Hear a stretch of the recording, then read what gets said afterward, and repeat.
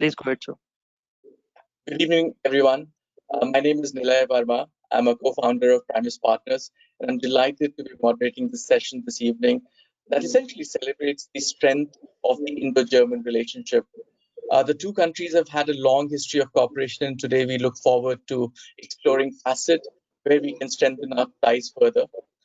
ASSOCHAM has planned this session by bringing together key stakeholders who are dedicated to deepening the bonds between the two countries. We would discuss G2G collaboration and the way forward, especially in the post-COVID era. We would also be focusing on a few key sectors which we believe can drive future growth for the both countries, where we can collaborate and work together. Includes digital space, manufacturing, infrastructure, pharma, healthcare, and security. Let me start by extending a very warm welcome to Her Excellency Mrs. Mukta Datta Tomar, Ambassador of India to Germany, who has led many missions across the world. Ma'am, we look forward to your steer and views on how the two countries can deepen the relationship. We would also love to hear your views on areas that present a high potential for collaboration. We also have Deepak Sood. Deepak is Secretary General ASSOCHAM, who worked extensively with multiple ministries and departments in India and abroad. We'd like to welcome Mr. Gaurav Gupta. Mr. Gupta is the Principal Secretary with the Commerce and Industries Department in Karnataka. He's also driving two very important infrastructure sectors for IT and PT, and also promoting startups. I'd like to welcome Vivek. Vivek is Vice President with Invest India and has been focusing on investor targeting, facilitation, handholding for all investors in America and Europe. Mr. Klaus Newman, Senior Vice President, Head, Global SAP Lab Network, which has been instrumental in setting about 20 R&D centers across 17 nations globally. Welcome. Mr. Gurnani needs no introduction. He's the Managing Director and CEO of Tech Mahindra, a company from India we're very, very proud of, and he's been working in driving a digital wave in India and around the world. Mr. Nilesh Adi, who's the Chief Digital Officer in the Global Head Manufacturing Industry, Tech Mahindra, really looking at the Industry 4.0. Mr. Shailesh Pathak, welcome. I've had the pleasure of working with him, not just when he was in the administrative services, but thereafter as well. A 360-degree work in the government as well, now in the private sector, focused a lot on infrastructure and fundraising. Mr. Daniel Natred, CEO and founder of Ada Health. And Daniel is a serial entrepreneur, somebody that I had an occasion to work and share ties a few years back in Berlin. We have Mr. Narendranath, Joint Secretary, National Security Council Secretariat, and Mr. Nath has about 30 years of experience, including 20 years senior management in the area of security and communication. So let me get going very quickly, requesting Deepak if you can set the stage before we request Her Excellency for her address. Thank you, Nilay, Ambassador Tomar, distinguished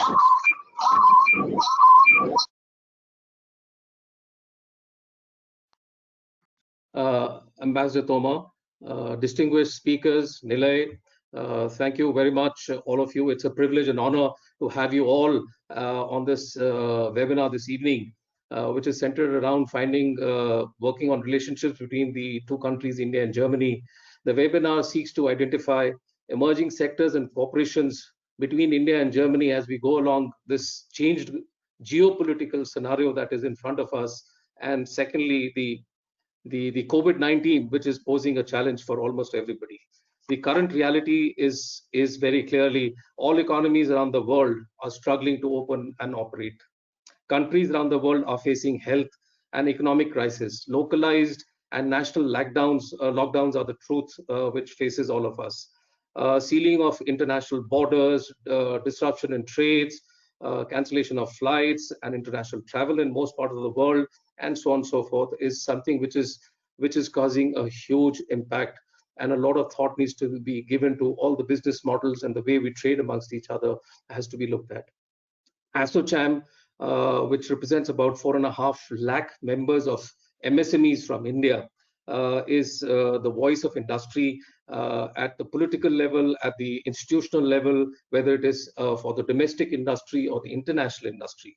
ASSOCHAM has been working in a very collaborative way with domestic and international industry and all stakeholders to ensure business continuity takes place. And this is the time where I think everyone has to confess that we all were caught on the wrong foot. None of us was really kind of prepared for something like this. No business model had ever factored in this kind of black swan event which we are facing. And therefore, going forward, each one of us will have to look at how we de-risk ourselves, whether it is global supply chains, whether it is our business models, how do we reach our customers. I don't think this is the first, but this is not the last. This is not something that has gone by. It's obviously going to come back to us, and therefore this is what requires a lot of thinking. India and Germany have had diplomatic relations for over 70 years, and we have been partners. And I'm going to take some very good examples, three examples during the period of this COVID that have happened. India flew in fresh vegetables and fruits for people in Frankfurt under the Krishi Udan program, and we delivered that to our friends in Germany. A German company, a footwear brand, Von Welks, announced its relocation from China into India, into Agra, is something that we hear of, and we obviously like to listen more of this and more of movements that are going to take place. India shared a lot of hydrochloroquine tablets with Germany when they were required at that point in time. I think 1.5 ton of API was also provided. These are excellent examples of collaboration and cooperation during challenging times. Germany is the 7th largest FDI that comes into India over a period of 2 decades. I think it's about $12 billion, which is substantially large. It is the largest trade partner in EU and the 6th largest as we look at the globe. So importance of Germany and India trade is established and is here to grow. The change scenario in the global economy, I think there's a huge opportunity that opens up for all of us to look on, to ponder, and as to how we can expand. There's a huge list of import and export. The growth in trade is taking place, but I think from 9%, there's enough that we can do to grow from here.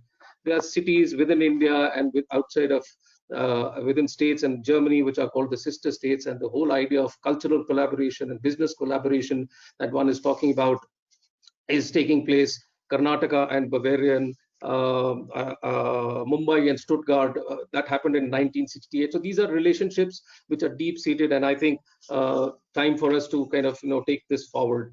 Another area which I really I'm quite impressed and I personally feel very elated about is that over the years, the number of students that have started going into Germany, learning the language, learning the culture, it has a deep-seated connect that really comes through between cultures and businesses, and therefore they hold longer. It's about 20,000 students. We are the 2nd largest group of international students in Germany.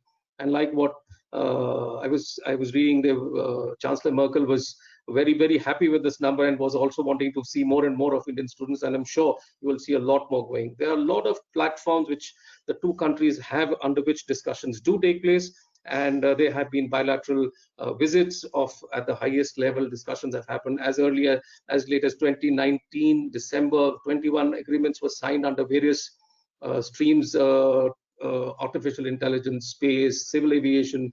These are areas where opportunities open up for all of us, and we need to discuss more and more about this.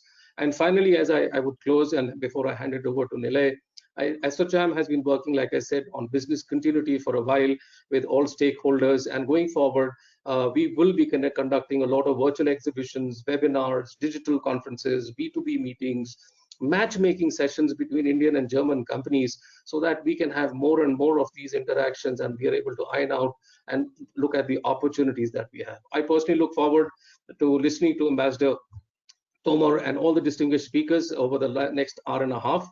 And that's from me, Nilay. Thank you very much for this opportunity. I'm all yours. You're mute, Nilay. Yes. Thank you, Deepak. As you said, bilateral relations between India and Germany have been and will continue to be deep, not just for commercial reasons, but I think there's cultural as well. I think India and Germany signed the strategic partnership way back in 2001. I think we've had more than 4 rounds of intergovernmental consultations. We have very large number of several institutionalized arrangements between India and Germany on bilateral and global issues, including foreign office, high technology, energy, environment, and many others. Even during times of COVID, KFW has been working very closely with the ministry. With that background, I would now request Ambassador Toma for her remarks to set the stage for the discussion that follows. Over to you, ma'am.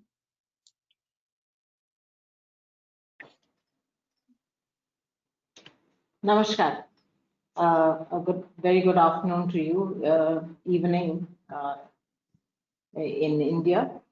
I'd like to thank ASSOCHAM for organizing this event. The embassy has had very long-standing relations with various industry associations in India, and we appreciate the work that you do, and we are ready to partner and cooperate with you in any way that we can. And I'd like to thank both Mr. Nilay Verma for his opening, as well as Mr. Sood for your very comprehensive remarks, I must say.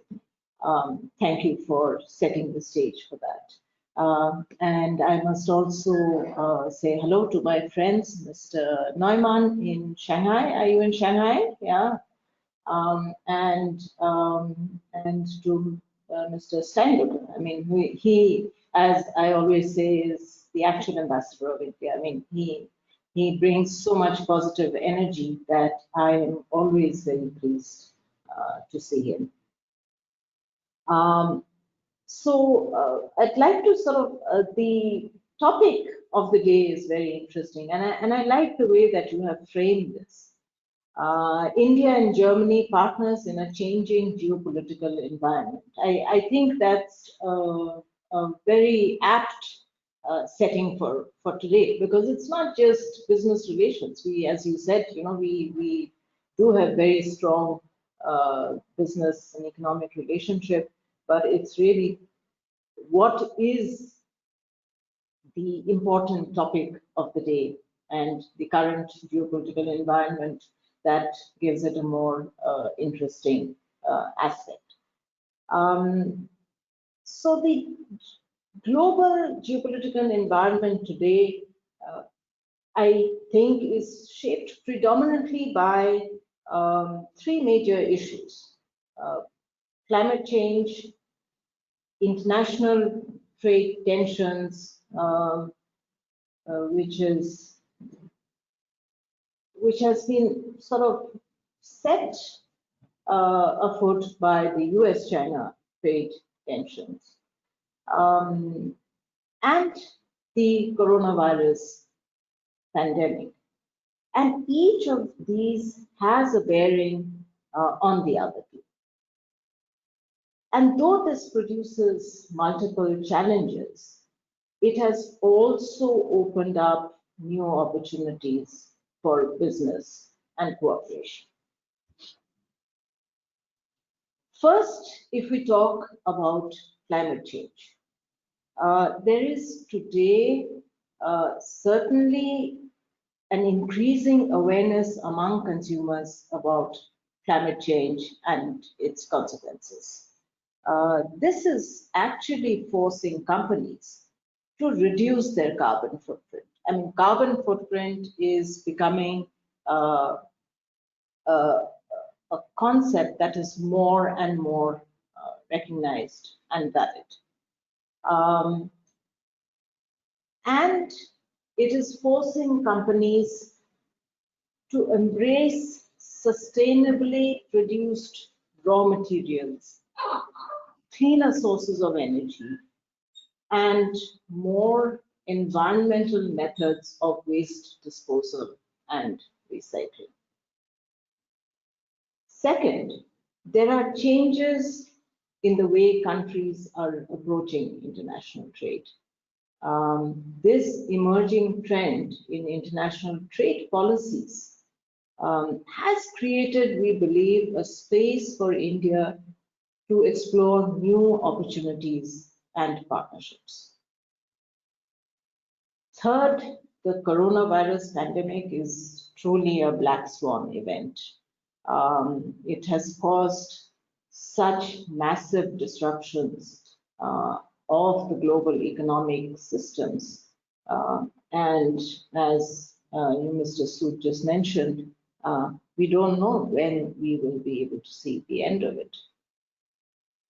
The complete economic, technological, and social impact of the coronavirus crisis is, in our opinion, yet to be understood. Certainly in Germany, it's still very much in discussion. In India too, it's very much in the beginning stages. So where the dominoes will fall, how they will fall, is something that we have to wait and see. But I think one thing has become very clear. It has exposed the perils of overdependence on a single geography, and has in the process opened new avenues and new possibilities of cooperation with more democratic and transparent administrations. So where does India-Germany partnership fit into this new normal or new environment or developing environment? As we said, we don't even know where this is headed. Where is our partnership headed to, and are there possibilities here that we can look at? To answer this, it is very important to understand where our relationship, or where the Indo-German relationship today stands. As Mr. Sood mentioned, we have been strategic partners since 2001, when we have had a formalized arrangement. And it's really common values like democracy, rule of law, and a rules-based international order, which actually form the foundation of our partnership. And of this, we do believe that the economic relationship, the economic partnership, forms a very strong pillar. Germany, as you mentioned, is our largest trade partner in Europe, and businesses on either side have invested very significantly in each other's economies. The intergovernmental consultation process is the key mechanism for reviewing the partnership. In November last year, Chancellor Merkel visited India with her key cabinet colleagues as well as a business delegation. It was for the 5th intergovernmental consultations, and these consultations are held biennially, every 2 years, alternately in India and in Germany. And at the 5th intergovernmental consultations, there was agreement to work in areas such as artificial intelligence and digitalization, clean energy, industry 4.0, and the environment. I mean, you mentioned several other agreements, but to put it in a nutshell, this are some of the more key areas.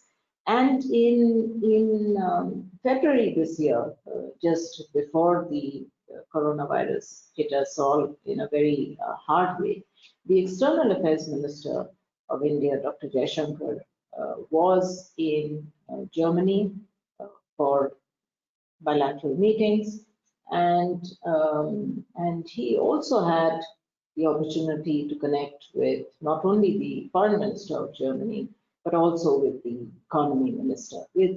I mention this because it just shows that,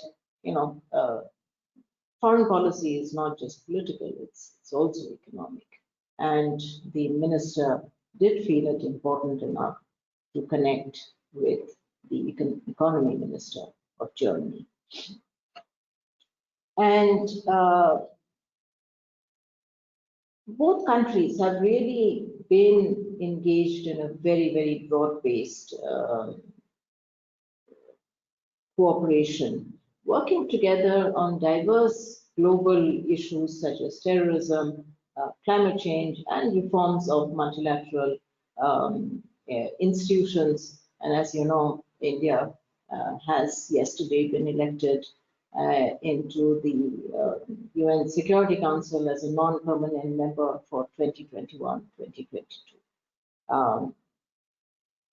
Germany is about to finish its 2-year membership in the UN Security Council as a non-permanent member at the end of 2020.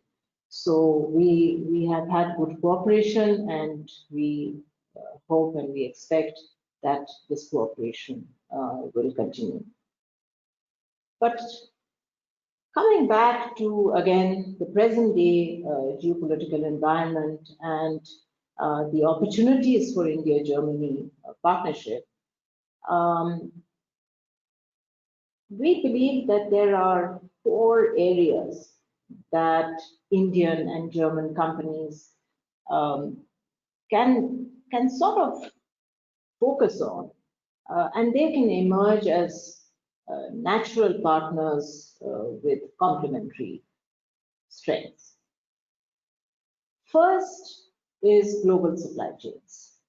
And learning from the coronavirus experience, German companies will want to de-risk their supply chains. There is already discussion on this, but I think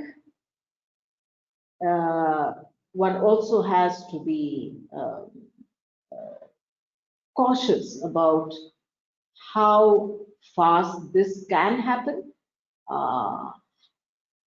You know, the cost of changing is also something that needs to be kept in mind. Yet, I think that moving quickly to position India in an advantageous situation is also important. So it's not as if, you know, let's wait for all the dominoes to fall before we take action. I think it's important to move in a strategic way, to evaluate and to see how we can go forward. We have been a reliable partner for cost-effective and quality products, and this has positioned us in a good position. We are a strong player, and we certainly, I think, can focus our export-led growth in a strategic fit with priorities of the German industry. The second area is artificial intelligence and digitalization. And anyone who has done business with Germany will be aware, and with all due respects to our colleague from SAP, Klaus Neumann, he, I think, stands out as an exception. But Germany, you know, is, let's face it, a little bit challenged in this area. And German companies are increasingly looking towards digitalization and AI to remain relevant, really. You know, in Europe itself, Germany does not figure amongst the top countries in digitalization. There are Northern European countries, for example, that are much more agile in this area. And they have to do this. I mean, German companies really have to embrace digitalization more robustly to ensure that their businesses are protected against future disruptions. And the uncertainties that have been caused by established supply chain disruptions have actually sort of encouraged, I wouldn't quite say catalyzed, and they're Germans move slowly, but sure. And it hasn't had a catalytic effect as yet, but certainly going forward, Germany's search for a dependable partner in this field is going to be there, has already started, is going to be there. And given our strengths in the IT sector, India is really a natural partner for in AI and digitalization. Areas like fintech and e-commerce are expected to see a significant rise in Germany, and India is more advanced than Germany in both these areas. And our companies should really capitalize on the opportunities that are presented. Third, I would like to mention the area of pharmaceuticals. India really has been the pharmacy of the world and a dependable source for critical medicines during this crisis. And Mr. Sood mentioned a couple of instances with regard to Germany, but that's really been a role that India has played, for the world. And other than the traditional areas of supplying APIs and drugs, one possible new area of cooperation is actually vaccines. In Germany, there is very robust research that is going on, and Indian companies should actually leverage their credentials as the world's biggest manufacturers of low-cost vaccines and ARV drugs. And not only for production, but also for research in not only at the moment the search is really on for coronavirus vaccine, but our partnership can really encompass areas of R&D, testing, mass production, and this is something that I think that the pharmaceutical sector needs to look at very carefully. Fourth, I'd like to come to clean energy.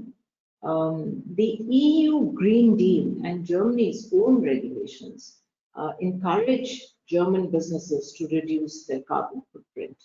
And clean energy generation and storage, e-mobility, Industry 4.0 for cleaner manufacturing, and water and waste management will find a great deal of interest within German companies where there are certain niche technologies that have been developed, and we can work together in these areas.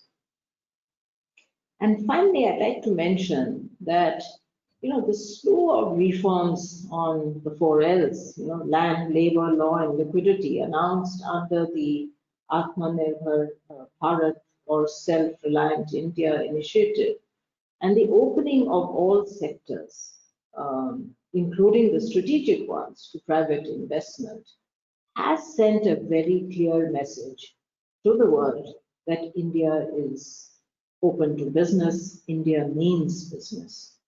And Prime Minister's clarion call to become self-reliant and to develop robust local supply chains to reinforce global supply chains. So it's not working in isolation.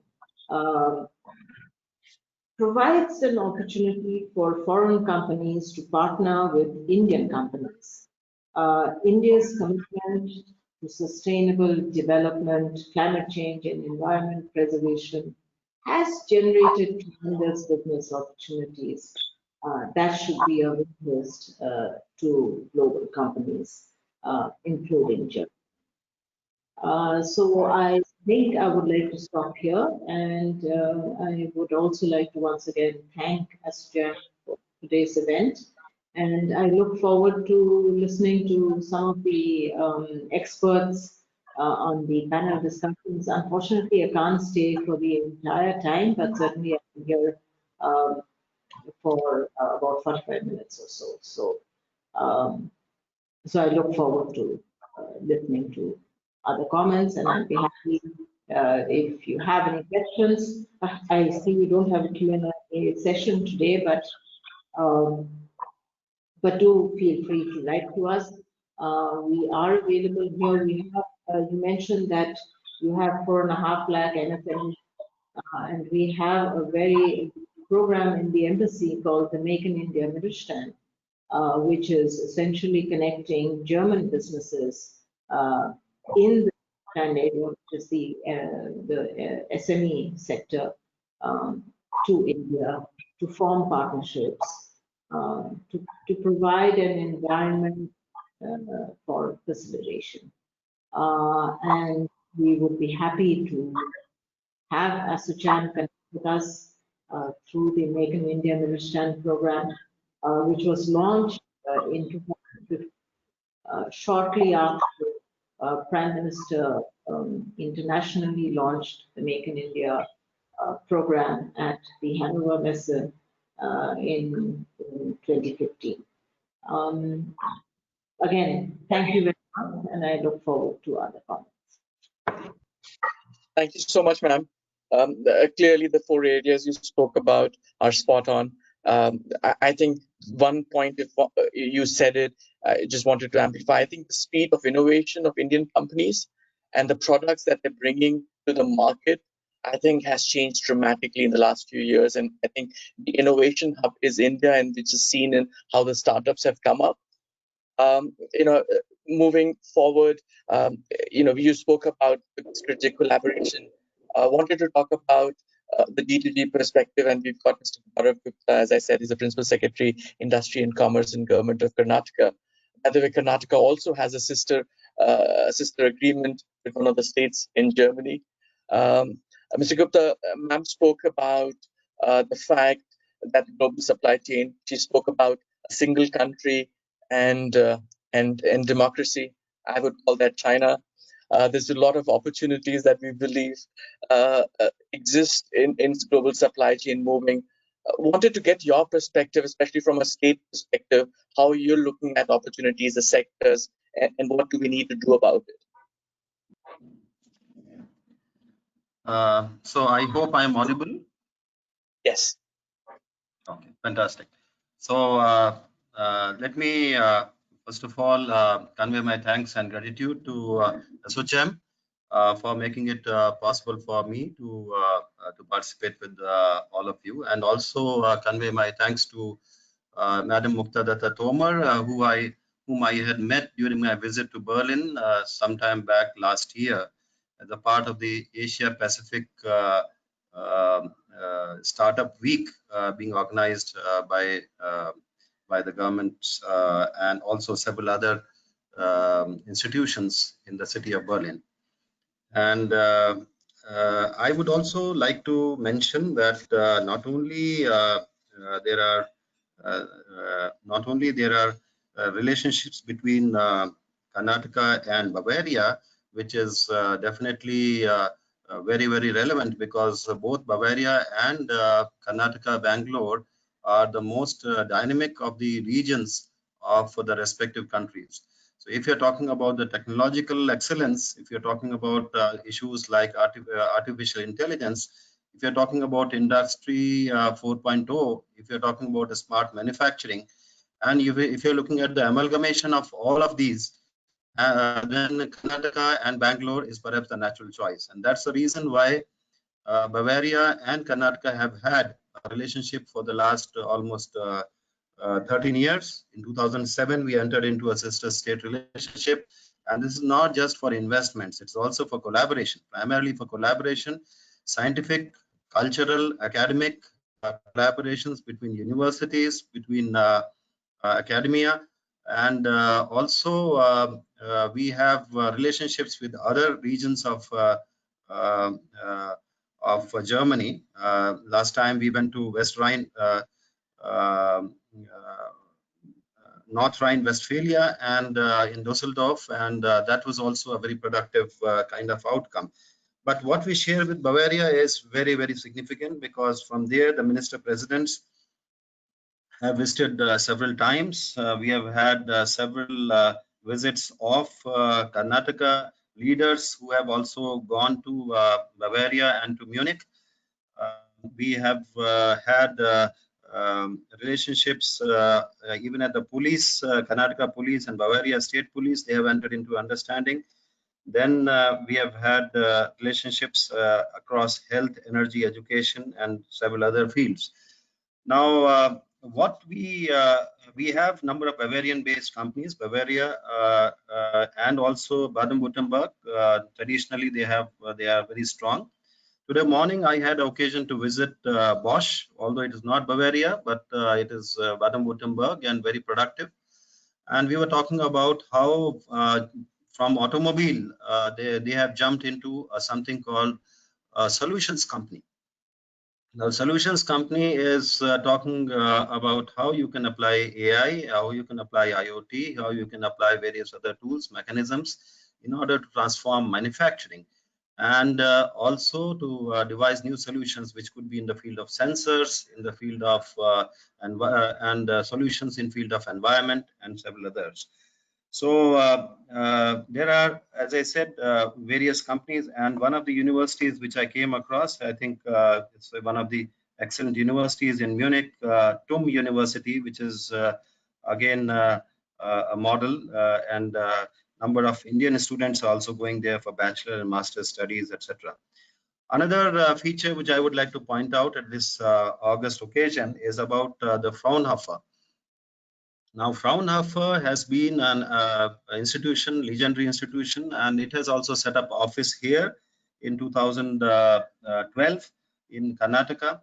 Bavaria itself has a Bavaria India office in Bangalore, and we are interacting with a number of them. There have been initiatives. We have been even now today also we have had discussions on how we can leverage the presence of all these institutions and make it possible for more and more interaction. Insofar as Karnataka is concerned, let me assure you that beside being the almost the fourth largest state GSDP in the entire country, almost $250 billion, but also we have handled our COVID situation pretty well. In terms of, if you see Bangalore as a city, when we are grappling with numbers in tens of thousands in cities of Delhi and Bombay and other places in Chennai, we are grappling with numbers which is equal around maybe of the order of around 100 or 400 or something like that. So beside that, not only the COVID response, but also the post-COVID reopening and recommencement of the industries. We have ensured that most of the industries are open, and that's going on as a regular step. We have also used this COVID as an opportunity to get into several reforms, and including land reforms, the labor reforms, and approval reforms. And I was telling my my investor colleagues today afternoon that you just need to apply, and then thereafter the downstream approvals are automatically taken care of. You don't really need to bother about individual approvals at different desks and different offices. And this would be sweet music to ears of people who are, fed up with the Indian bureaucracy, who is delaying things here and there and all. So we are working on these issues, and we hope and expect that more and more would happen. I thank again the organizers for giving this opportunity. I recall having met Mr. Klaus Neumann, and I see that he's on the panel today. Also, Mr. Bernhard Steinrucke. So he is also on the panel, and so nice to meet you, meet you today in this program. Thank you all very much, and wish you all the best. Bye. Thank you, Mr. Gupta. You know, I think the point that we talked about and people have spoken about, I think this crisis has also been an opportunity for reform. And I think everybody's been amazed that a very core part of Atmanirbhar Bharat was not just about supporting the most vulnerable, but also bringing in innovation so that India can make this crisis as an opportunity as well. And with that, maybe I can get to Bernard Steinruck. I hope I got that better. But you know, you've been the voice of Indo-German business community for a long time. It'll be good to get your perspective on how we need to move this forward, especially you know, the greater participation of German Mittelstand. Because if you've heard the last 20, 30 days in India, there's been a huge focus on MSME and how Indian MSME can be strengthened across India. Over to you, Mr. Bernard. Yeah, thank you very much. Good evening, Ambassador Mukta Toma. Good evening, Mr. Gupta. Good evening, friends. It's a pleasure for me to be here with you. Those are the days of webinars, so it's so nice that we meet so much more often nowadays. And now that we don't fly anymore, but we just use the mouse click, and here we go, all online. It's quite remarkable. And this may be the major change that COVID has brought to us. And I'm always talking, when people are asking me what is happening, I'm talking about the digital dividend. And I can tell you the digital dividend will be humongous. We haven't looked into it as yet, but it has great consequences. And Ambassador has mentioned climate change is still fully on the agenda. And I can tell you, even though my friends from Lufthansa don't like it so much, but for instance, flying will change dramatically. And you also know that we've been discussing the topic of consequences of flying for the environment. It is still there. And now that we are flying much less, it also has some positive consequences.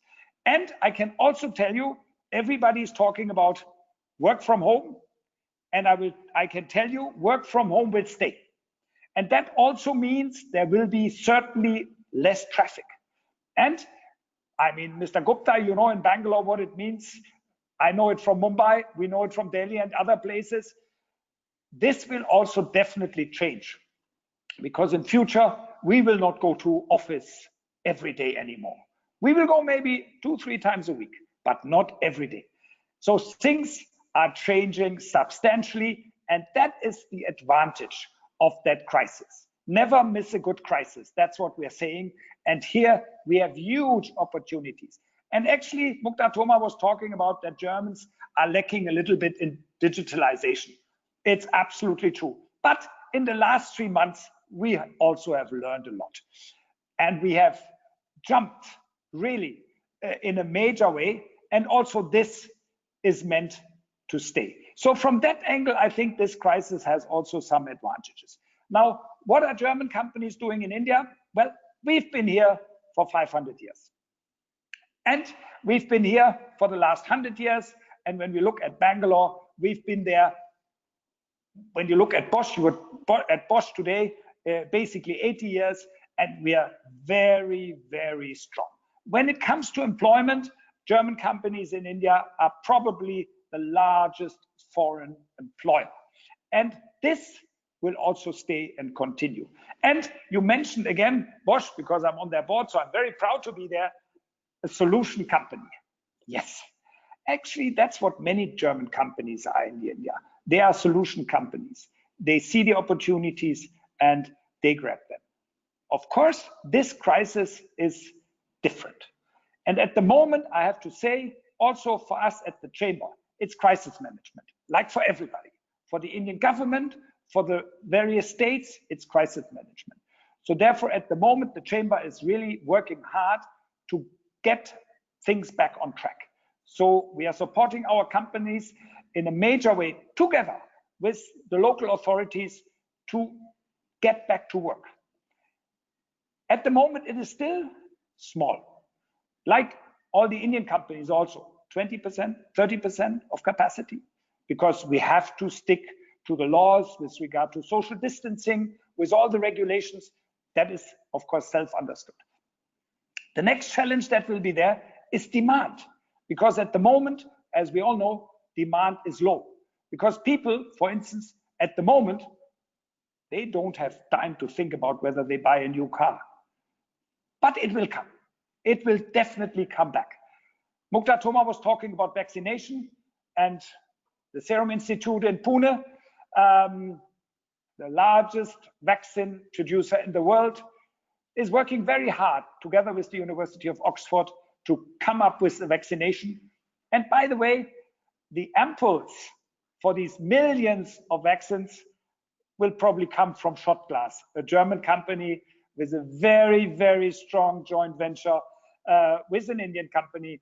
And they are just putting up a new plant in Baroda. And by the way, they had to decide, are they putting up a new plant in China or in India? And they decided for India, which is also an interesting element. So from that angle, I think there's a lot of work to do, no doubt about it. But as it was rightly mentioned, the world is changing dramatically. We have new centers of gravity.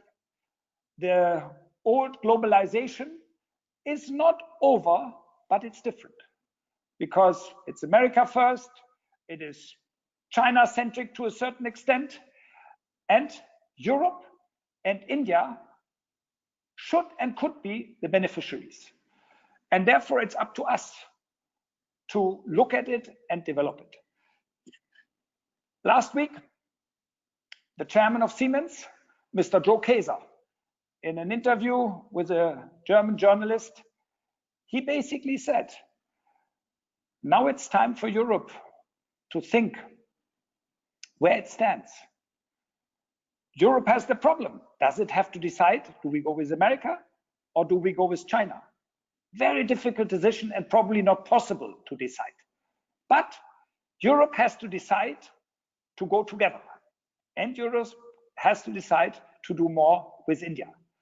And from that angle, I'm optimistic that in this crisis, we can work together. And we've been working on an EU-India free trade agreement now for the last 15 years. It is painstaking, it's difficult, but maybe this crisis will push us to get it done. Because this is, of course, something we also need, absolutely critical. And as Mukta Toma rightly mentioned, Prime Minister Modi has said India should be more self-sustainable, which is absolutely understandable, because India is still importing much more than it exports. By the way, in Germany, it's the other way around. And both of it has its challenges, because Germany is very much depending on global open markets. And this can be, as we see now, a challenge. And India has been depending on importing. And I can tell you, a lot of the things India is importing could be easily manufactured in India. It's no rocket science to produce toys or TVs or air conditioning or shoes or beds. That's what the Prime Minister clearly stated in the opening remark at the annual general meeting of CII last week. And this is an opportunity for India to produce all these things India needs. And for Germany, it's an opportunity because for all these items, you need machines. And still Germany is probably the world champion in machine tools and in capital goods. And therefore, I think we can work together there very, very well to have the post-corona boom. And this will come, inevitably. I'm absolutely sure. Whether it takes 1 or 2 years, we have to see. But, and I mentioned that earlier, 2022 will be a critical year for India and for Germany, because India celebrates 75 years. India will be the host of G20. Germany will be the host of G7. And India, who it was mentioned, just became a non-permanent member of the UN Security Council. In 2020 will be the chairman, if I'm right. So from that angle, I think it'll be an important year, and 2022, from my perspective, will be the first year of the normal after Corona. And India will be in the middle of it, and Germany also. So from that angle, we only have to do it. Very simple. Absolutely, Bharat. It's extremely positive to hear that, and I think it's a direction. It's going to be a long road, but I think we have a great opportunity to work together. In fact, in bringing those opportunities together, I actually wanted to get views of Vivek as well. Vivek is part of Invest India, and with the significance of investment promotion agencies, especially in these times, becomes extremely important. Vivek, what are we doing to make this happen? I know the government announced recently an empowered group of secretaries to help drive and hasten that speed. It is often uh, what is referred to us as that we are too slow, but that's getting implemented or taking steps. Over to you, Vivek. Thank you, Nile. And I always say that it's a very tough act to follow Bernard in any webinar because he covers all my points and I have nothing left to say. But thank you, Mr. Sood, for organizing this webinar. And ma'am, your remarks were extremely enlightening. So actually, the intervention started way before a couple of weeks. Ever since the lockdown started, we pivoted ourselves into a very proactive engine of being a one-point source of all information. Invest India launched one of its kind business immunity platform. And over the last 3 months, we received more than 3.5 million hits, about 10,000 queries of all kinds. I think that was really required, and I think that gave us a flavor of what will be required going forward. Because in a situation where numbers were changing every day, situations and business plans were just going out of the window, we needed a single source of truth or single source of information where not only for the industry but also for the government to also touch base and understand what is happening in the industry. And Nile, you were part of that initiative very shortly after we launched the business immunity platform, where we got together some of the brightest minds in the industry and created that report of recommendations to the government. A number of that actually appeared in the Atmanirbhar presentations, the presentations made by the finance minister. So I think one of the key things going forward that we will be seeing ourselves in a role as is that of a guidepost. And I think there are too many variables, especially on demand and supply. And I think we would like to be that one rock or one certainty where if companies come to us, we are able to give them very crisp, very solid information on what they can do. What we're hearing from companies is, like what ma'am said, diversification and resiliency. A very prominent American mobile manufacturer has announced that they're going to miss a date, a very prominent launch date for their upcoming model. And that wouldn't have happened if their supply chain was a little more diversified and spread out. And I think that's a cue that a lot of companies are taking. It's not just a wholesale relocation. People are actually re-examining their spare capacities globally and evaluating which businesses they need to be in and should be in. So in that sense, I think we are playing a very effective role in identifying what the government wants from the industry or how the government could support the industry and collaborate. And clearly, in the last 3 months, we can see that if there is a problem where everybody is clear on, the industry and government can very quickly come together and solve that problem. So I would see in that sense, the role of government and the investment promotion agencies globally would be very critical.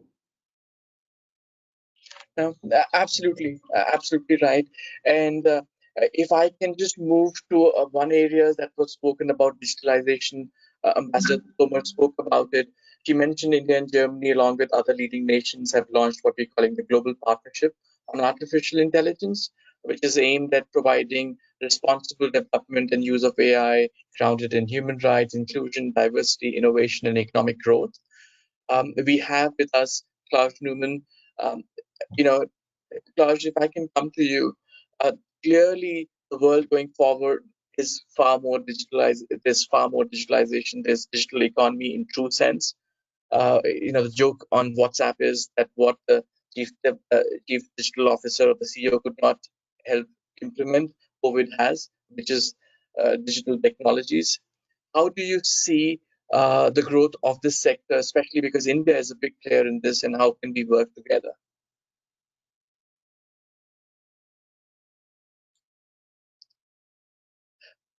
Sorry, Klaus, I think your mic is muted. So if we can unmute Klaus's mic, please.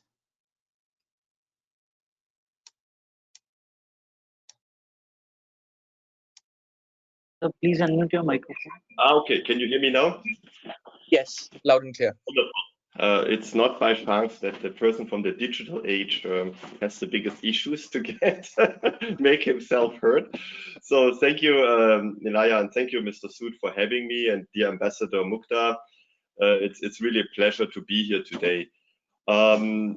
I really never would have thought that I would speak about a virus, and we all mean a virus that attacks humans, right? I was speaking the last years about the threats of digital virus, which is probably equally big, but now the world has also shown us what else is happening, right? And it is correct. I'm sitting here in Shanghai, and Ambassador Mukta had mentioned it. China is part of all of these big movements, whether it's its role in sustainability for the whole world, but also the trade conflict, and then also the virus has actually originated from here.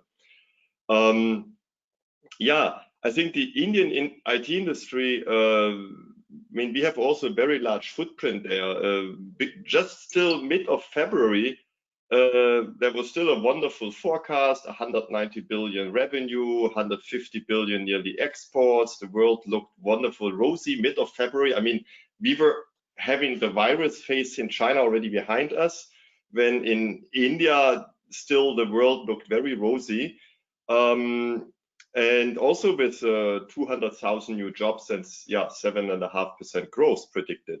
Mid of April, that picture had already changed. We read about job losses, and of course there was a huge awareness. And end of May latest, many of the Indian IT companies also reported that they would not feel good anymore to make a clear outlook on their own company, whether it was Infosys or others. They said no guidance anymore.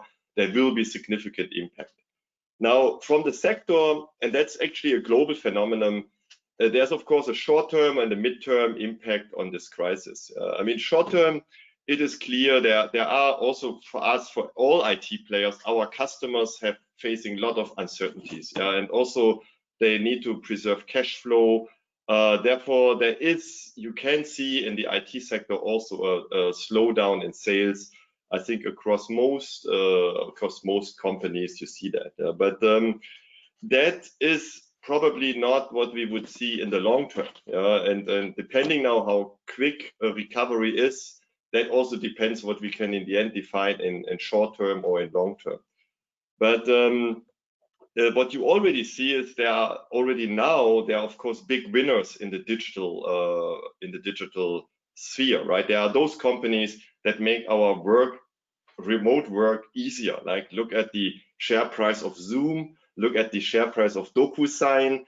Then you see also all these companies we are using daily, where we sign our contracts remotely, etc. They have also zoomed these share prices and doubled just in 2 or 3 months.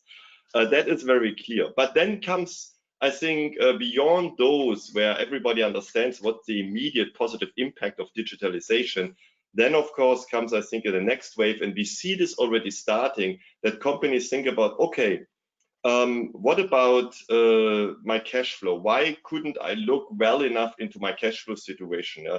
What about the visibility of my supply chain? I mean, how come that I didn't know how else to source if in this or in that country all of a sudden my supply chain dried out? How about my customer reach? Why wasn't I able to reach every single customer digitally and also get a sentiment about their buying behavior, etc.? So there's many things where already now we see this also. Our clients start thinking, and now they reach out, of course, to these IT vendors with whom they had already a trusted relationship. And I think this is also a huge opportunity for the Indian IT sector, because the Indian IT sector is very strong in Europe, specifically in the US, maybe a bit over exposed to the United States, but from a risk profile. But nevertheless, when what Bernhard said, right, that the crisis will actually be behind us, the economic crisis, and the growth will restart, then the digital growth will be just double that speed. And on the German-Indian relation, I think Ambassador Mukta Toma also mentioned it. When the Chancellor was in Delhi, the Prime Minister and the Chancellor and the governments decided to set up a digital working group that had been pushed back by the crisis a bit in Germany, because our Ministry for Economics was so busy in creating all kind of policies now for helping the economy moving. But I think now it's the right time to actually fill that working group with life, to create those proposals, whether it's about startups, which have actually, interestingly, a good phase now, fintechs, farm tech, and so on, and see how we can make that really happen. Because it is also true, outside of SAP, digitalization was not really something Germany was known for, but India definitely is known for its very, very strong IT sector. So I see here, as a positive result of this crisis, absolutely many, many new opportunities. And the moment we can basically explore this a bit better, also probably a few people seeing each other again, I believe the first thing we will do is actually using these chances. I'm just waiting for the moment also that I can come again to India. Thank you. Absolutely, Klaus. Thank you so much, and we can't wait to get out actually. And I last week actually did travel, and it was interesting how travel has changed in India. But Mr. Gurnani, Mr. Klaus spoke about unemployment. The OECD forecast has predicted the average unemployment rate across developed countries to double this year to 10%, and somewhat little recovery in 2021. How do you think this will impact Indian business entrants in Germany? Do you think the IT sector will emerge as a key enabler in that scenario? What's your view?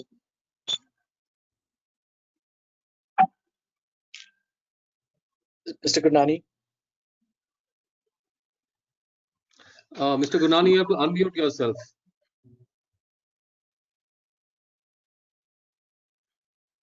Harinder, can you help him? Okay. Right. Yes. Good evening, everybody.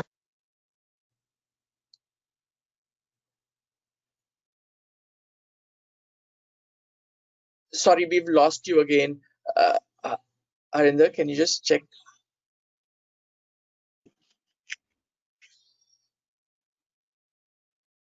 So he has some issues with his network, I think. I'll have to check. Can you hear us, Mr. Gurnani? Can we try once more? I think he can hear us. Can you unmute him?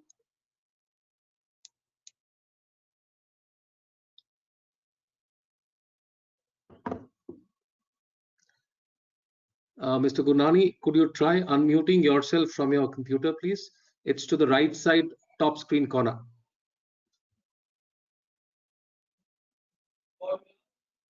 Okay. Why don't we do one thing? So while we get Mr. Gurnani back, Deepak, I think if we can, just in the interest of time, move forward and we'll come back to Mr. Gurnani. Yeah. I think one of the other sectors that we spoke about was manufacturing, and about manufacturing 4.0. Nilesh, you're there with us.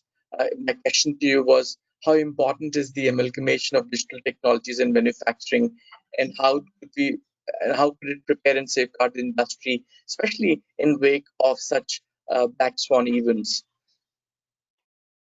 Yeah, sure. Can you hear me? Yes, we can hear you well. Yeah. Okay. So thanks, ASSOCHAM. Thanks for offering this forum.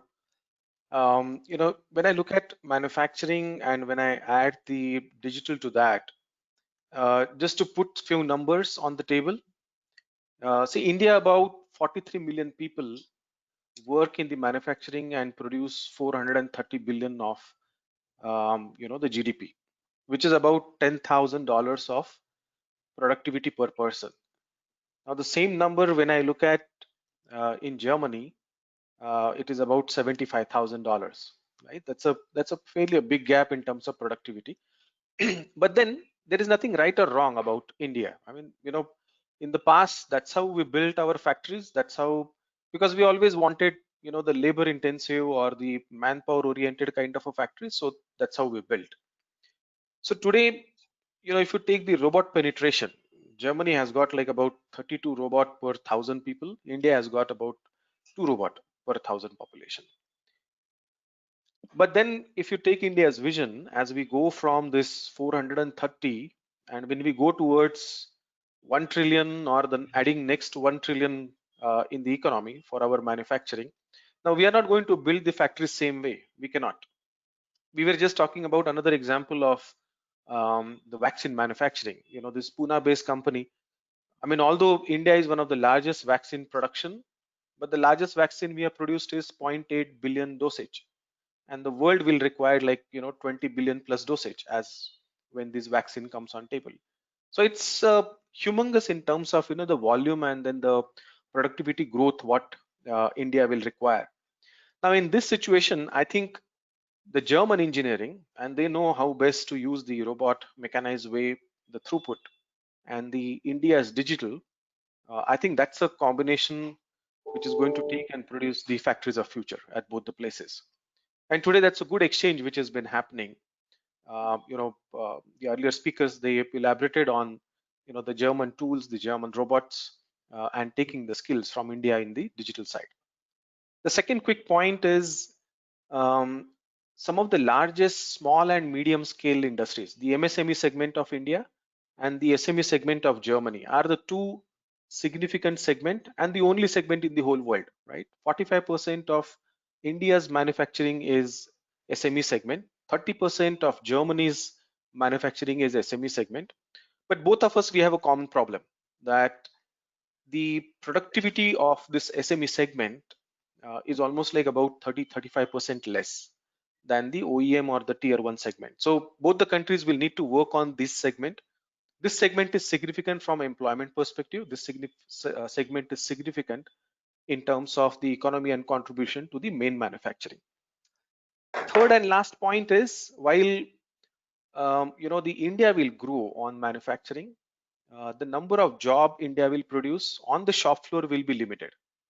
But then the number of jobs in engineering and R&D, now that's going to be significant, as the Germans will excel in terms of autonomous or electric vehicles or connected aircrafts and some of the smart infrastructure. The good part of engineering, the good part of digital, for that will happen from India. It's already has started happening. This one segment is growing almost about 13 to 14% in terms of employment. Now leave apart the 6 months of the COVID, but this one segment will continue to grow and will continue to have a very strong collaboration between the Indian and the German segment. So this is how I think I see the the big collaboration from the manufacturing coming from Germany and then the digital coming from India to take it forward on the Industry 4.0.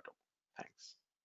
Thanks, Nilesh. I just wanted to quickly check if we can get Mr. Gurnani back. If Mr. Gurnani can hear us, I'm you right. can speak. Yes, yes, we I'm can right hear here, you. Nilay. Can you hear me, Nilay? Yes, very well, loud and clear. Good. And again, my apologies for whatever reason the communication link had to, give us a little bit of a trouble. Thank you, Mr. Deepak Sood, for organizing this wonderful Indo-German symposium. Thank you, Nilay, for stitching it all together. I know that all of us on this call are very, very enthusiastic about the Indo-German collaboration. And the reality is that on one end, we have a success story of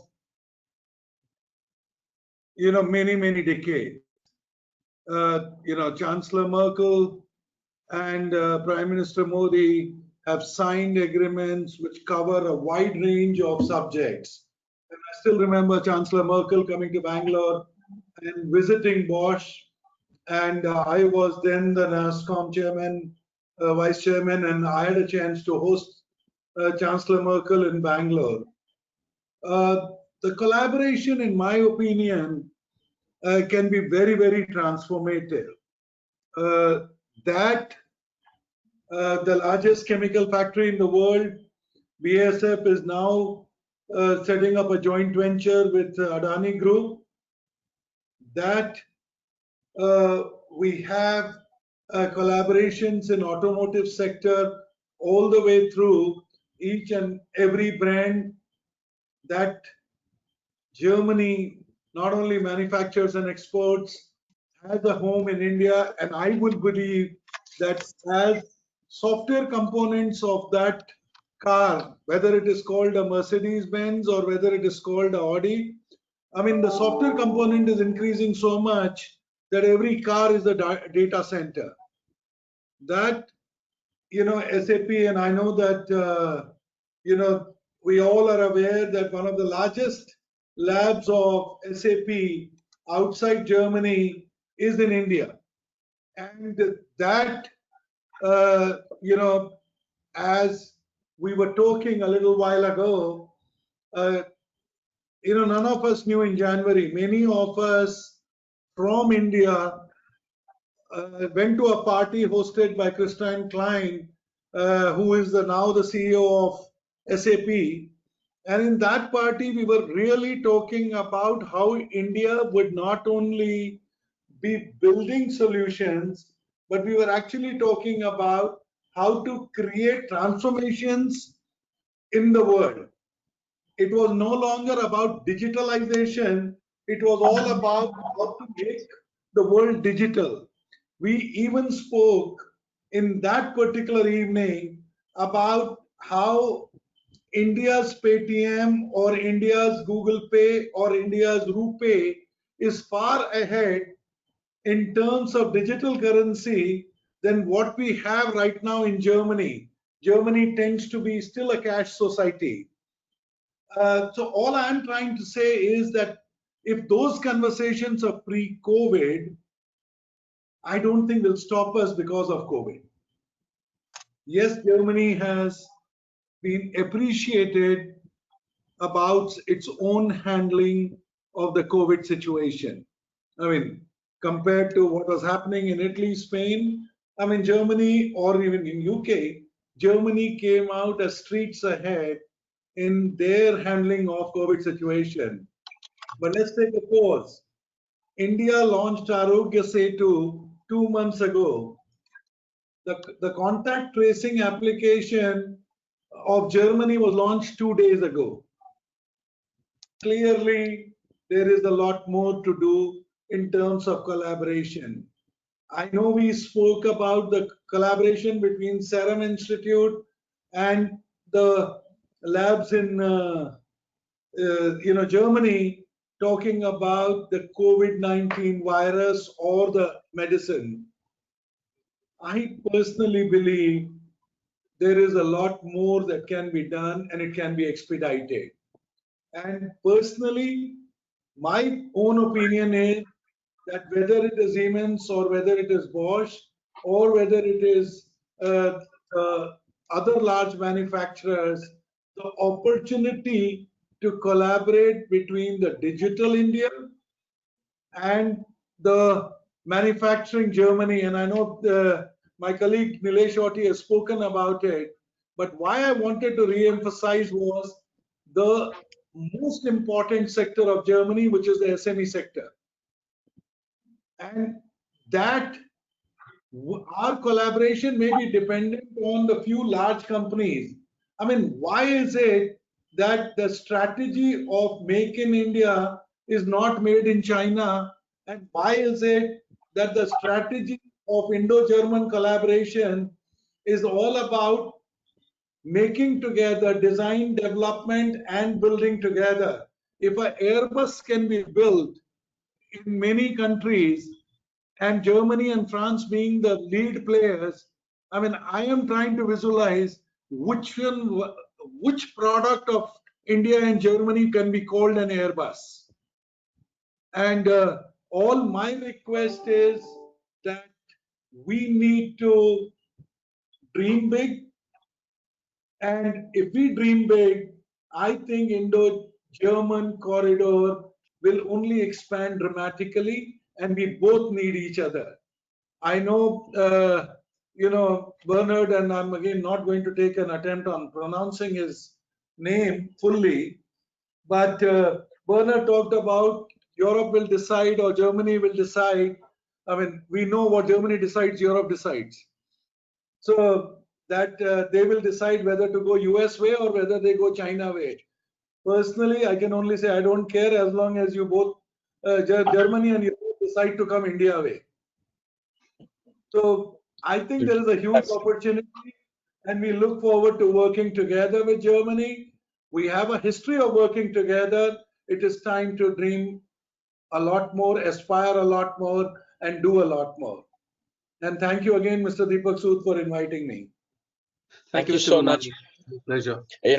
When you talk about big, clearly I can look at Mr. Shailesh Pathak. He's been designing and delivering some large big projects. Mr. Pathak, Nilesh spoke about some of the areas. In 2017, the German cabinet also decided to finance long-term strategic projects in India, especially in railways, infrastructure, smart cities. So my question to you really is, how can we look at scaling up these cooperations, especially in smart city and urban mobility space and larger infrastructure in general? Thank you, Nile. I'm audible, right? Yes. To begin with, thank you, ASSOCHAM and Deepak, for organizing this. Very quickly, I want to talk about 4 or 5 things that will definitely emerge as the need in India. And I'm happy to listen to what is the need in Germany that we can work towards. But before that, L&T Larsen & Toubro is a very large group set up by 2 Europeans. We're a small part of the group. But all the 4 or 5 things that I'm going to talk about, L&T is already involved in. So what are these things? Number 1 is housing. I think number 2, I'll just go over the list. Number 1 is housing. Number 2 is transport. Number 3 is water. And number 4, I would say, is energy and solutions in energy. And before I go into the details, there are a lot of people, younger and smarter people on this call. Feel free to give us ideas through Nilay, through ASSOCHAM. But 3 months ago, if someone had told us that we'd be doing this webinar, I would have probably laughed. Well, I'm certain that 3 years later, we will not be doing these webinars so often, because we will be where we were in February and March of 2020. So humans are resilient. I'm just looking at not only the next 1.5 to 2 years before we tackle the coronavirus, but even beyond. So these 4 factors will remain.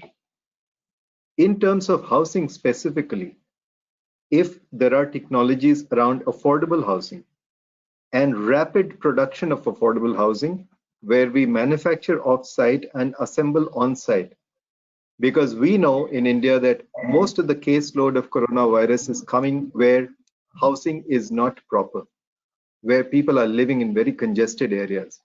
And like Osman did in Paris in 1853, probably we need to move towards housing solutions in India. So that's the first. The second I spoke about was transport. And Nila, you did mention a cooperation agreement. Now, where are the places which are going to be full of risk? Railway stations and bus stations, which have much more passenger traffic than airports. And I think something like the Berlin Hauptbahnhof, if we can replicate that even in 2 or 3 places in India, we have 50 more large railway stations to go to. And this is something that has been talked about, but needs to move towards reality. So railway stations and bus stations. I would not say airports right now because not every airport in Germany is like Berlin. There are excellent airports, but that is a subsequent development. The focus would be probably on railway stations and bus stations, as well as urban transport, which is not exactly high density metro, but small density two-seaters and four-seater pods, and there are already technologies on that in the market. So public transit is probably going to change for the next few years towards smaller units rather than large coaches and eight coach rates. I spoke about water. We're going to have a lot of focus on health, and we all know that even before the coronavirus arrived, there were a whole lot of health-related issues, primarily due to water. So as you know, we have this program called the Jal Jeevan Mission, which is going to ensure that every house in every home in India has a working tap connection in the next few years. I hope it's in the next 4 years. And urban water supply systems are going to see a lot of change. We have a whole big practice called water and effluent treatment in L&T, and we see a large deal flow there. And in terms of energy, highways and transmission line grids, I think renewable energy solutions will be very easily portable from Germany to India. But let me just stop there and say that ultimately, we are in business, we are in cash flows. So if you can help us make cash flows and we can help you make cash flows, then business will happen. Otherwise, I remember in 2013 when Ambassador Mukta Datta Tomar was in Chicago as Consul General, I was talking about a similar investments in infrastructure in India. Talking is not enough. You help us make cash flows, we'll help you make cash flows. That's the way we'll go ahead. I say this also on behalf of two of our shareholders. L&T holds 51% of our company, and Canada's largest pension fund holds 49% of our company. So I always say that if you want to invest in ready, real assets in India, then your pensioners are going to get taken care of for the next 20, 30 years. So all of us are going to be pensioners one day. Here's to German pensioners. Thank you. Thank you so much. Absolutely. I know we're running late, but 10 more minutes with everyone's permission. The reason why we're having this webinar is COVID, which is a health thing. Daniel, if I can come to you. There is an agreement between Ministry of Health and the Federal Ministry of Health on cooperation into the health sector.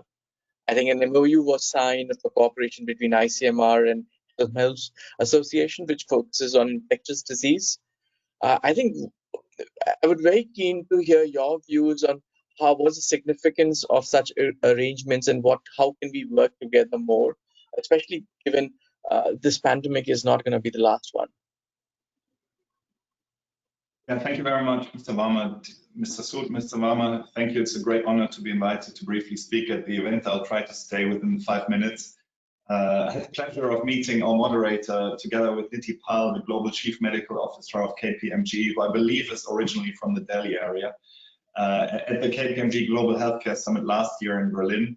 I also last year I had the honor of briefly meeting Her Excellency, the Ambassador in Kiel in Germany shortly before I met our own Chancellor.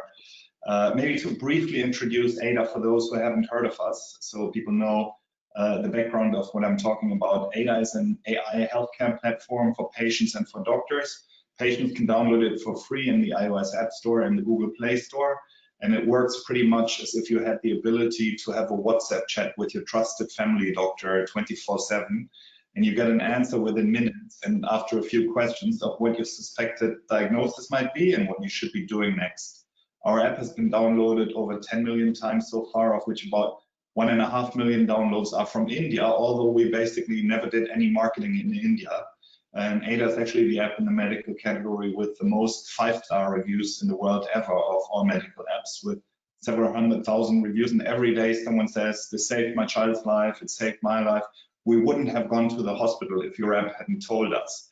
So, and yesterday we were announced as a World Economic Forum Tech Pioneer. So when Her Excellency said Germany is not that known for AI and digitalization, while it's true, we hope we can be a bit of a counterexample of where some world-leading products in this space can even come out of Germany, but actually with a lot of help from India, because we have several very key team members, including doctors, business developers, engineers, who are originally from India, and they previously gained experience in this space at companies such as Practo and others, which are in India.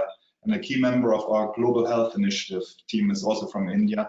One of my personal friends is from a family which owns one of the largest mobile phone operators in India and in the world. And I was yesterday, someone told me my last name could be Indian. So our ties to India, well, that is not the case, I think, but our ties to India and our interest in India as a market are really strong. And now coming back to your question with regard to the situation with the pandemic and how can we collaborate more to address health crises such as this one. So our vision globally and in India is to help to contribute to a world where everyone has access to the healthcare they need. So especially in a time like right now, which we're experiencing, where with the COVID pandemic, for instance, we've developed specific screening tools and testing tools, which we are making available for free. Many people are worried about their health, but unfortunately there aren't enough doctors in the world. And in India, for instance, I believe in rural areas, access to doctors is not that easy. And this is a time where we think technology can really help, because our technology, for instance, it can serve sort of as a free digital front door to the healthcare journey of patients to help them make a much more informed decision about whether they really need to see a doctor or not. So we think that sort of putting this doctor in a pocket solution into the hands of everyone with an affordable smartphone offers a real opportunity to really democratize healthcare, especially, as I said, in these rural areas. And I think India actually has an opportunity there, because there's probably less red tape in terms of bureaucracy and data protection rules and all this. So I think there's an opportunity to leapfrog Western countries in terms of the use of AI and digitalization of healthcare. And you could think of things like coupling this with innovative micro-insurance models, as Nitipal and I have discussed several times. And you could use technology like this to monitor outbreaks of diseases. As you said, this is probably, unfortunately, not the last one. So the government could look at epidemiological patterns in real time. The more people have this kind of technology on their phone, we would be very willing to tailor our software as a tool to provide government-approved state-level or national guidance to people as well. So we've been approached by many healthcare stakeholders from India, including telcos, health insurers, health systems, and pharmaceutical companies. Actually, the latest expression of interest by a multi-billion company from India just reached us yesterday. We sent team members on trade missions to India. We have a Hindi version of ADA on our roadmap, but so far we haven't entered into any definitive partnerships in India yet. So we would love to work with the government, with Her Excellency's team, the ambassador, with ASSOCHAM and anyone else who believes in using AI like what we've developed to improve access to healthcare for everyone in India. And this would be a fantastic goal for us, because we really believe that there can be a mass positive impact on healthcare if you apply technology in the right way. And for that, we need to partner. We would love to partner with the stakeholders in India. And if anyone wants to have a chat with me after this, I would be delighted. Thank you very much. Thank you, Daniel. In fact, I'm one of the 1.5 million people who uses ADA quite regularly, actually. And about 2-3 weeks back, the Prime Minister spoke about 3 of the things that we need to focus on. And one of them clearly was telemedicine and telehealth. So clearly, it's an area that we want to work in. Let me now come to Mr. Narendranath, and thank you for being so patient, Mr. Nath. But really, Germany and India have agreed to strengthen the strategic partnership by deepening cooperation on security issues and to address existing as well as emerging challenges to international security. And I know that one of the areas that you focus on is secure communication, something that we all in our own little ways, keep talking about very regularly these days. My question to you is, how can this cooperation be further intensified to gain mutual benefit? Over to you, Mr. Nath. Yeah, thank you, Mr. Nilay, and Mr. Sood also for organizing this event. Yeah, I mean the COVID-19 situation that is there. The good point about that is that we had a communication infrastructure that has allowed us to the world to continue to function, and that's what I think is a good takeaway that we have got from this situation. That the communication networks, there's been a tremendous increase in the amount of data consumption that's happening across the networks. And the networks have really are so resilient and robust that they've been able to take care of this planning that's gone into designing of the networks has been there. Having said that, one of the things that we have observed from the place that we sit is there are a lot of there's an increase in malicious activity in the cyberspace in terms of phishing activities that have happened, and in terms of the frauds, cyber frauds, and the APT activities also, the advanced persistent threats from organized groups that has happened on this. Now, and going forward, now that we have realized the benefits of remote working, the ambassador Tomer had spoken about carbon footprint. Earlier, we used to talk of carbon footprint and how to have virtual communication or reduce the amount of air travel and other travel. But now with COVID, we have got another dimension that in addition to the carbon footprint, we want to actually reduce the amount of transmission of disease. And that's we're looking at ways that we can have collaboration rather than having physical contact. So, this is something, so we would find that there'll be many other use cases that we have not really thought about for collaborative working that will keep coming up. As we explore further and further, we'll find that many new use cases will come.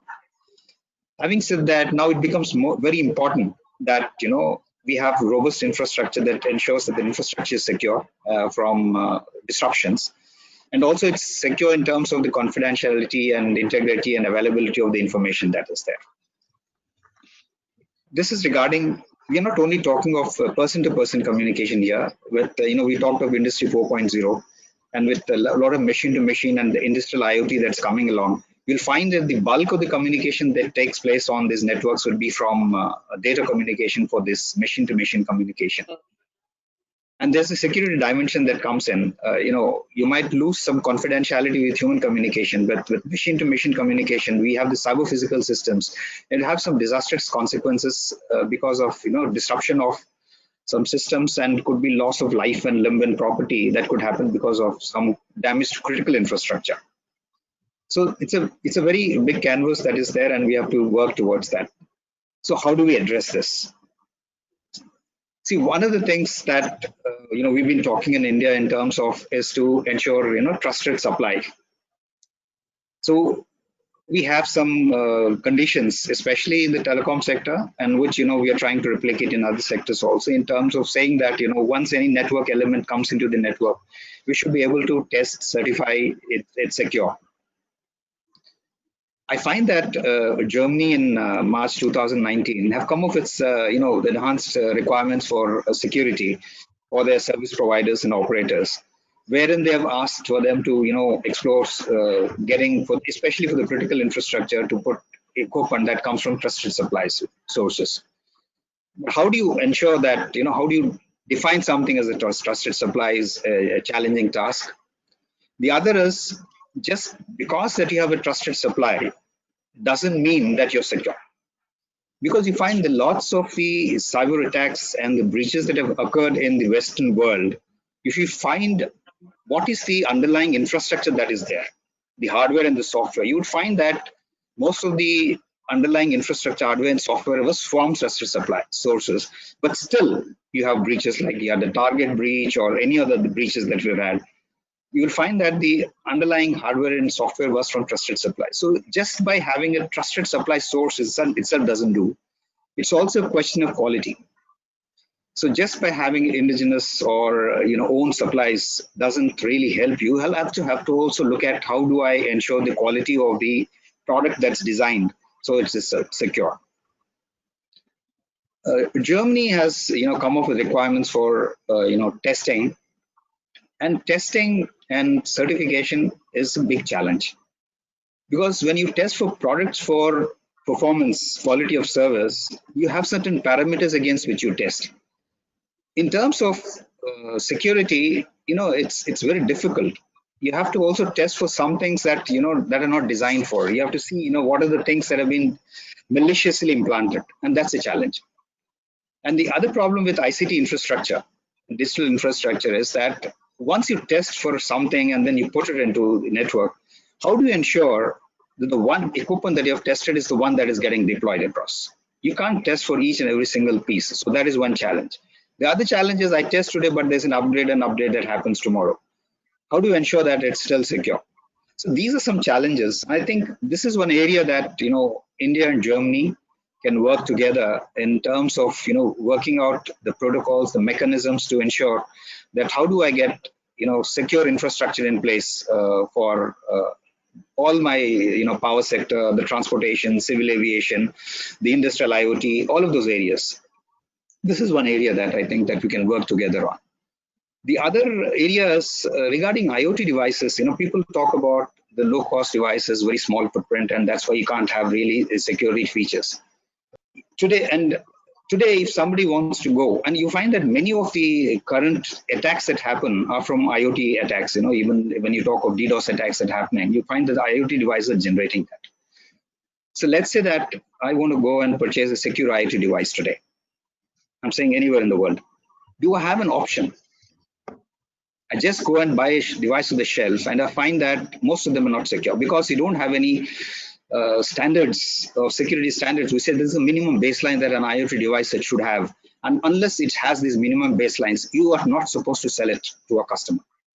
There's some amount of work that the European Telecommunication Standards Institute is doing, and they've started recently on customer IoT devices and security for that.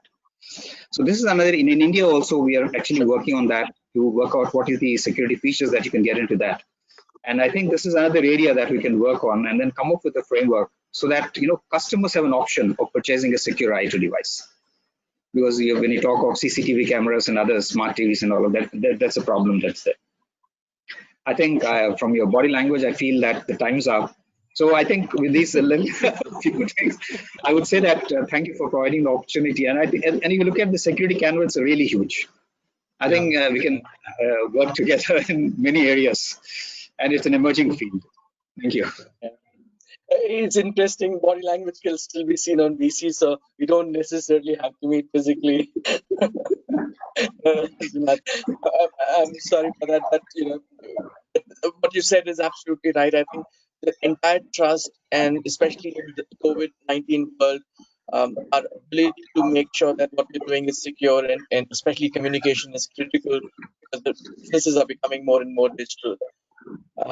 I know we've run out of time, but Deepak, your last comment. What I would say is that, just June 15th, we had this global partnership on artificial intelligence where both India and Germany have together got on board. And I think that's one good indication that, how we can work together. Sure, absolutely. So, Nilay, thank you. I mean, very briefly, I think everybody has been very articulate in what has been said by each one, and you have during the session already done that. So from my side, I would like to thank each and every participant. It was a great 1.5 hours. I think we heard each one of you. There are huge opportunities which one can look at. A few things that got through, that never miss a crisis. I think this crisis is teaching us a lot of things. This is going to change the way we produce. This is the change we consume. Everything is going to change. We do not know how long this tunnel is, but there is definite light after this tunnel, and demand is going to come back, and we just need to prepare ourselves for that demand. I'm sure we will get back to, like Sailesh said, that we will get back to traveling again. We'll get back to our beaches again and the restaurants again. It's just a matter of time, but just that while we are here, things need to be slightly different. 90 days have taught us what we would have not changed in 5 years. I think that's the rate of change that one is talking about. With that, I think thank you so much from ASSOCHAM, all of you. Nilay, my special words to you and all the team of ASSOCHAM who's working behind this, and behind you in Primus who has made this possible. So thank you to all who have made this possible, and all the speakers. Thank you. Thank you. Okay. Bye-bye. Thank you very much, Thank sir. you. Thank Just you. to add Bye-bye. to your words, I would also like to place on record our special thanks to our sponsors, Supra Crafts and KK Manhole and Gratings Company. So I wish to thank each one of you, starting from the ambassador and all panelists who enlightened us today. Thank you very much. Thank you. Bye-bye. Thank you, Santosh. Bye-bye. Thank you. Take care.